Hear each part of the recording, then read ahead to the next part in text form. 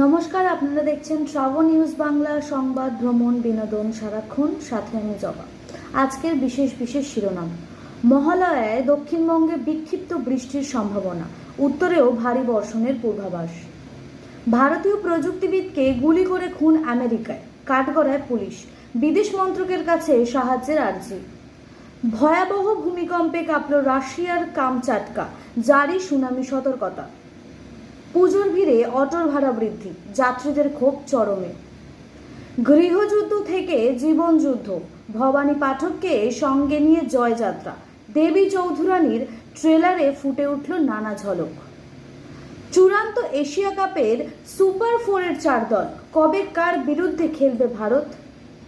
এবার ইরানকে জব্দ করতে গিয়ে ভারতের ক্ষতি করছেন ট্রাম্প। গুরুত্বপূর্ণ সমুদ্র বন্দরে নিয়ন্ত্রণ হারাতে পারে নয়াদিল্লি।